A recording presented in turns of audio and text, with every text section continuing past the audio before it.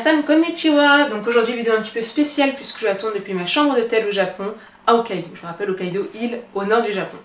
Avant toute chose, je tiens à préciser, oui je suis blanche, je suis en général blanche, mais là à ma décharge, la lumière de la chambre elle est vraiment mauvaise et j'ai le teint cadavérique. Du coup en fait je sais pas si vous voyez, je pense pas d'ailleurs, mais hier j'ai quand même pris un coup de soleil en faisant l'ascension du mont Kurodake.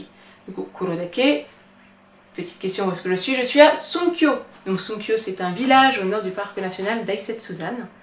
Donc là je suis super contente parce que j'ai finalement réussi à prononcer le mot. Du coup qu'est-ce qu'il y a à faire à Sunkyo? En hiver on peut y faire du ski, également un festival qui est relativement connu qui s'appelle l'Ice Water Festival. Donc je vais vous montrer quelques petites photos trouvées sur internet. Internet pourquoi? Parce qu'actuellement on est en juillet, donc je vais plutôt vous expliquer ce qu'il y a à faire en été. Du coup, spoiler d'avant, on peut faire l'ascension du mont Kurodake. Je vais vous expliquer juste après. On a une petite balade sympathique d'environ une demi-heure depuis l'office du tourisme pour aller jusqu'aux gorges. Donc c'est Ginga et Ryusei no Taki. Et de là, en fait, il y a 2 points d'observation et forcément du deuxième, la vue est beaucoup plus jolie. Et toujours depuis l'office du tourisme, si on marche environ 20 minutes, on peut aller jusqu'à Mobijidaki, qui est une cascade perdue en plein milieu de la forêt et c'est magnifique. Je précise aussi, c'est la ville des cerfs et des ours. Du coup, Sunkyo, ville des cerfs, ville des ours, faut faire très attention aux ours. Ils n'arrêtent pas de le répéter, il y a des panneaux partout. Je précise qu'il faudrait éviter de faire de la randonnée seule. Si vous voulez, ils disent qu'il faut acheter une petite cloche. C'est censé faire fuir les ours. Après, ne me demandez pas si ça fonctionne, je ne sais pas, mais moi je suis contente, j'ai un souvenir. Je suis également acheté ça, je ne sais pas si vous voyez en souvenir, c'est pour rappeler que l'animal le plus féroce d'Hokkaido, eh bien c'est l'ours. Sinon, ville des cerfs, pourquoi? Eh bien écoutez, il y en a partout. Rien qu'aujourd'hui, j'ai quand même croisé 7 cerfs. Le premier en allant sur une aire de pique-nique à côté de la ville. J'étais littéralement à 1 mètre du cerf quand même, c'était magnifique. J'ai mangé devant lui en fait. Du coup, juste après, en commençant mon ascension pour aller à Momijidaki, j'en ai croisé 3 d'un coup. Donc un qui est carrément descendu sur la route pour les manger. Alors pourquoi? Je ne sais pas, l'herbe de la forêt, je crois, lui suffisait pas. Il fallait qu'il mange de l'herbe autre part. D'accord, moi j'étais contente. Et en revenant juste en face de mon hôtel, de nouveau 2 cerfs. J'étais super contente, j'en ai quand même vu 7 en une journée. C'est mon record, je pense. Du coup, Sunkyo, mini plan de village. Vraiment mini parce qu'en fait le village il est minuscule et que le plan il sert pas à grand chose à part préciser une chose, c'est que vous avez l'office du tourisme et que juste en face vous avez le téléphérique. Donc si vous voulez faire l'ascension du mont Kurodake et même des autres monts d'ailleurs, il va falloir prendre le téléphérique qui dure environ 5-10 minutes. Là vous allez arriver à la station numéro 5. Donc c'est une étape intermédiaire en fait, vous avez The Rock Garden, vous avez un petit muséum et d'autres petites activités si vous voulez. Si vous voulez continuer l'ascension, il va falloir prendre le télésiège cette fois-ci pendant un quart d'heure. Et là, vous allez arriver à la station numéro 7. À la station numéro 7, il va falloir commencer à marcher finalement. Et là, vous allez marcher pendant environ 1h30 et arriver au sommet. Quand vous êtes au sommet, ou vous avez le choix de redescendre directement, ou vous avez le choix de continuer. Et ben, écoutez, moi j'ai continué et c'est là en fait où vous pouvez commencer à aller vers différents monts. Donc il y a une route unique qui ensuite va se séparer en plusieurs chemins. Et sur cette route, j'ai eu beaucoup de chance parce que, alors malheureusement, moi la journée elle était relativement brumeuse donc on voyait pas grand chose. Par contre, il y avait de la neige en juillet. J'ai pu marcher sur de la neige en juillet, je suis super contente. Alors je sais que c'est pas toujours le cas, c'est pas de la neige éternelle parce que j'ai vu des photos où c'est littéralement de l'eau. Mais du coup, je pense qu'il faisait assez froid pour qu'il y ait de la neige. Alors qu'on n'avait pas forcément cette impression quand on marchait. En fait, j'ai fait l'ascension avec un couple de 2 personnes de Singapour. J'étais contente, j'étais pas toute seule. Je n'ai pas eu à me préoccuper des ours. À mon avis, il n'y en avait pas à cet endroit-là. Mais je vous conseille vraiment de faire et de continuer le chemin. Parce que c'est magnifique. Par contre, il faut vraiment que vous pensiez à retourner en arrière pas trop tard. Parce que déjà que pour monter, c'est pas forcément très facile, mais pour descendre, surtout quand il pleut, c'est très très glissant. Donc vous allez perdre un petit peu de temps. Et il faut penser en fait que le télésiège ferme avant le téléphérique. Il faut prendre en compte tous ces temps, le temps tout simplement d'aller-retour.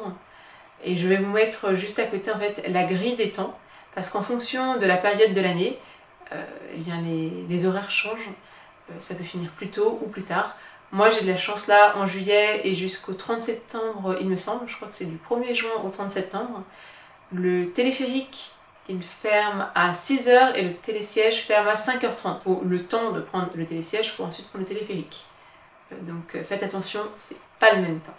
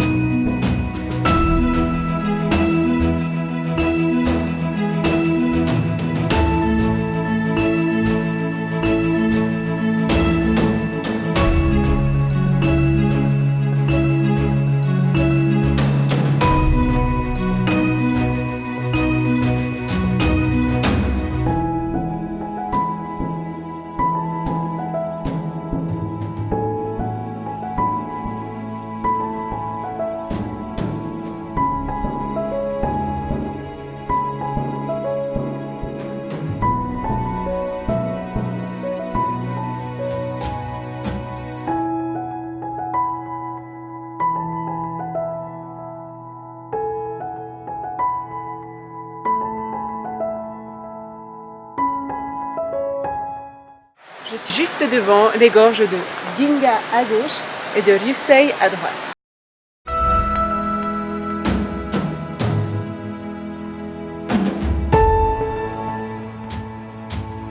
On va vers la cascade Momiji. La forêt, très luxuriante, très jolie, et comme vous pouvez le voir, c'était gigantesque. Je ne sais pas si vous voyez ces rochers énormes. Et là, ça continue. C'est un peu compliqué, je suis pas sûre que ça rende très bien vidéo, mais c'est relativement tranquille.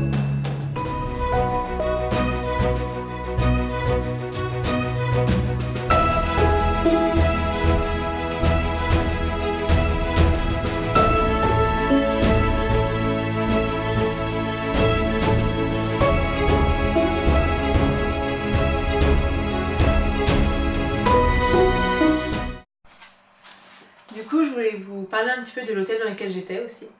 Donc, je suis à Sunkyo Choyo Resort Hotel, à ne pas confondre avec Sunkyo Choyotei, qui est l'hôtel jumelé. Donc, moi, je suis tout en bas. C'est environ 10 minutes à pied de l'office du tourisme.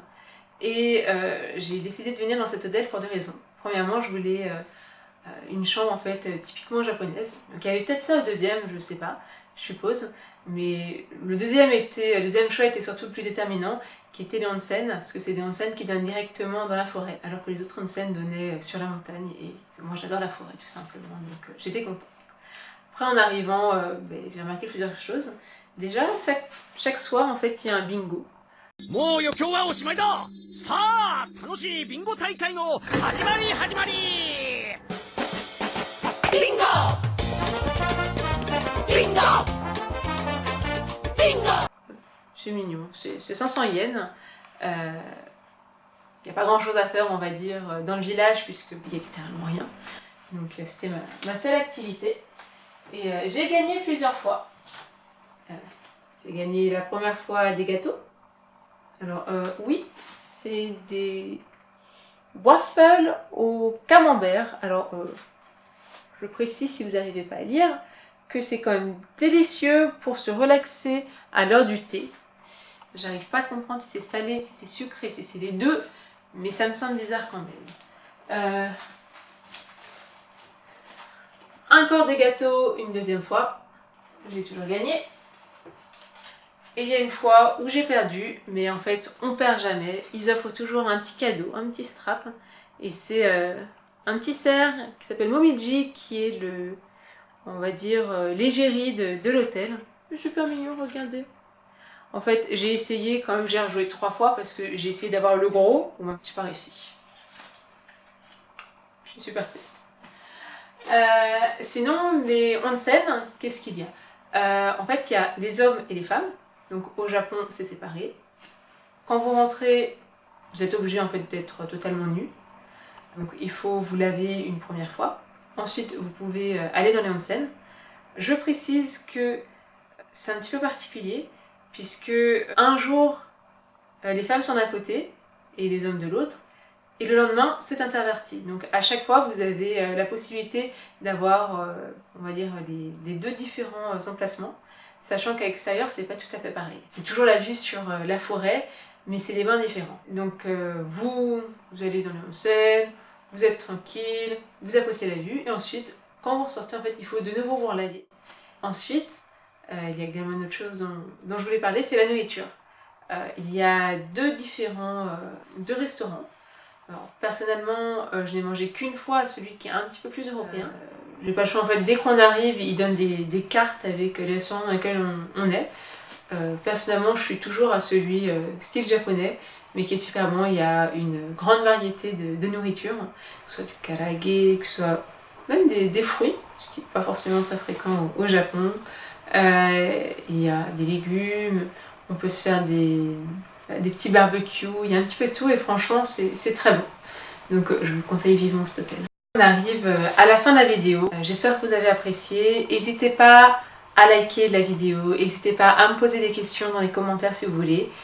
Et écoutez, je continuerai puisque je fais un petit périple au Japon actuellement. Donc je suis là 2 semaines. Je commence avec Sunkyo. Demain, je pars pour Sapporo. Le lendemain, je vais faire une visite à Furanobiei. Ensuite, je vais aller au lac Shikotsu. Ensuite, je vais visiter également Sapporo forcément. Et ensuite, je vais prendre l'avion pour aller aux alentours de Kanazawa en allant à Kaga Onsen. Et ensuite, j'irai à Takayama. Takayama qui est aussi appelé Little Kyoto des Alpes japonaises. Ensuite, un autre petit village à côté. Et j'irai finalement à Tokyo le week-end.